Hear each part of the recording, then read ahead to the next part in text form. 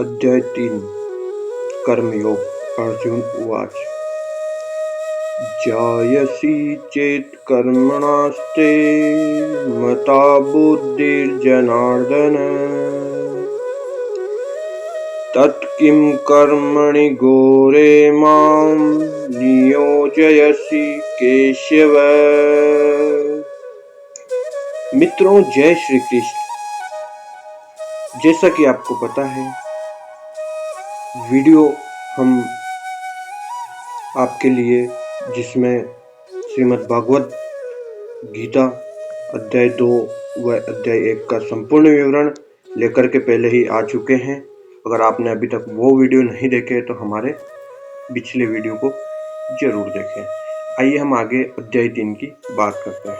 अर्जुन ने कहा, हे जनार्दन, हे केशव, हे प्रभु श्री कृष्ण, यदि आप बुद्धि को सकाम कर्म से श्रेष्ठ समझते हैं तो फिर आप मुझे इस घोर युद्ध में क्यों लगाना चाहते हैं? ऐसा अर्जुन प्रभु श्री कृष्ण को कहते हैं। व्यामिश्रेणेव वाक्येन बुद्धिं मोहयसीव मे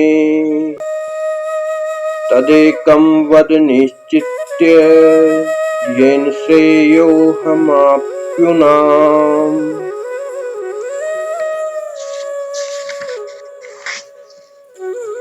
आपके व्यामिश्रित उपदेशों से मेरी बुद्धि मोहित हो गई है, अतः कृपा करके निश्चय पूर्वक मुझे बताए कि इनमें से मेरे लिए सर्वाधिक श्रेष्ठकर क्या है। अर्थात प्रभु श्री कृष्ण ने जिस प्रकार से आत्मा और अन्य जैविक भावनाओं के बारे में विवरण दिया, उनसे अर्जुन भ्रमित हैं और वह कहना चाहते हैं कि प्रभु मुझे बताइए कि सबसे श्रेष्ठ क्या है। श्री भगवान वाच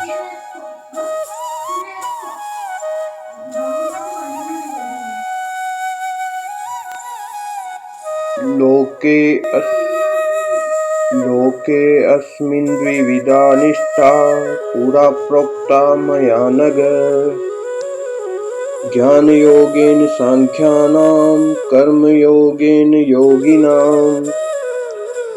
श्री भगवान ने कहा, हे निष्पाप अर्जुन, मैं पहले ही बता चुका हूँ कि आत्मा साक्षात्कार का प्रयत्न करने वाले दो प्रकार के पुरुष होते हैं। कुछ इसे ज्ञान योग द्वारा समझने का प्रयत्न करते हैं तो कुछ भक्तिमय सेवा के द्वारा इसको समझने का प्रयत्न करते हैं। इस प्रकार प्रभु श्री कृष्ण अर्जुन को समझाने का प्रयत्न करते हैं।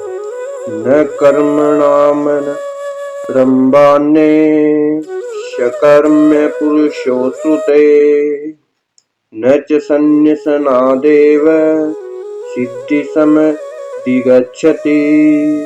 न तो कर्म से विमुख होकर कोई कर्म फल से छुटकारा पा सकता है और न केवल संन्यास से सिद्धि प्राप्त की जा सकती है। न हि किंचित् क्षणमपि जातु तिष्ठत्य कर्म कर्ता कार्यते हावश्यः कर्म सर्व प्रकृतिजैर्गुणे।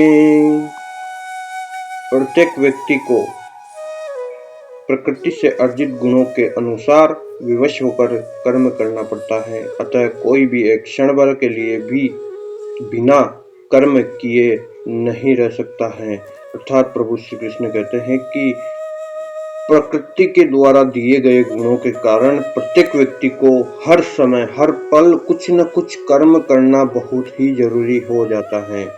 कर्म करना ही पड़ता है।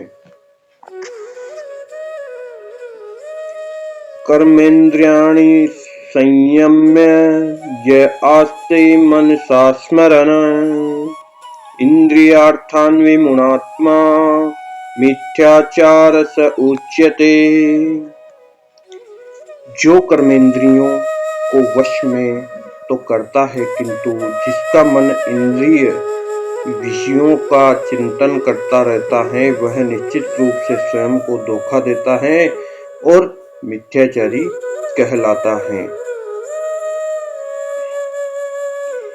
यास्तित्वेन्द्रियाणि मनसा नियम्या रभते अर्जुन कर्मेन्द्रिय कर्मयोग